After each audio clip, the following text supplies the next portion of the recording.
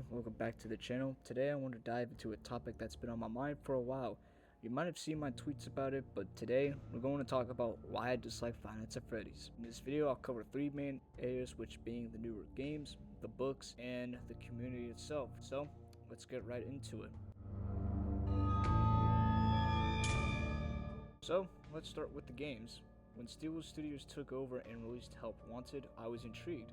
It was the first ever VR game for the Five Nights at Freddy's series, but after coming back after the conclusion of Ultimate Custom Night, it was a surprise. Initially, it was a good game with some exciting moments, but then we hit a snag with the lore. The glitch trap ending and the teaser for Security Breach left me skeptical.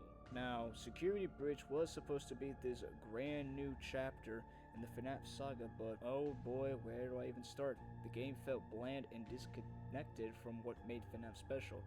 Yes, it had a free roam environment, but it lacked the suspense and atmosphere of the original games.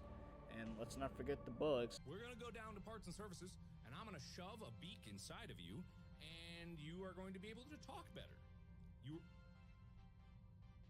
Did you hate the idea that much? Markiplier's playthrough highlighted many of these issues, and after I tried playing in multiple attempts, the game just never felt engaging. But the characters had potential, some cool designs, but the execution just fell flat. The antagonist Vanny, for example, which was hyped in trailers, but ended up being useless. She skipped around in a furry costume serving a malfunctioning stuffed bunny. Talk about a wasted opportunity with that.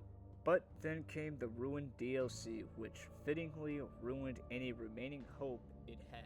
It was boring and lacked any compelling elements. The only redeeming feature was the design of some characters like Sun and Moon. And don't even get me started on the Mimic. Who the hell is the Mimic?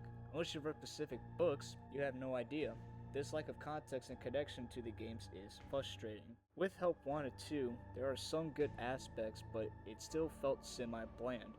The additional levels and new lore about how Vanessa became Venning were interesting, and the graphics were impressive too. The game had some cool elements, and the characters, both returning and new, were decent.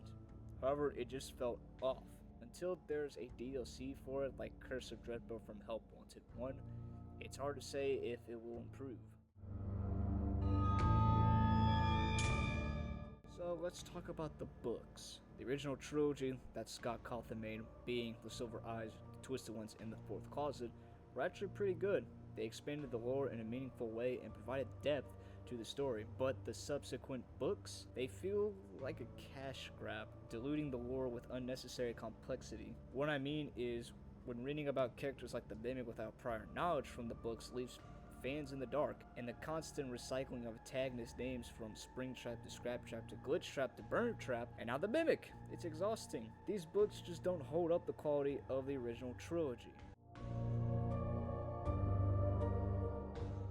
Finally, let's address the Fnaf community. It's no secret that the fandom has become increasingly toxic. There are fans obsessing over certain characters to unhealthy degrees, and the push to make the series more woke for younger audiences feels forced and detracts from the horror experience. The community is riddled with disagreements, harassment, and baseless theories. For instance, look at the harassment that caused the fan game Real Time to be shut down, and Fnaf Plus. The Fnaf community can be incredibly diverse, making it a different place for a new fans. From obsessive collections to problematic behavior, the community has its fair share of issues. Whether it's disagreements over theories or harassment of creators, it's clear that the fandom environment has become toxic and difficult to navigate.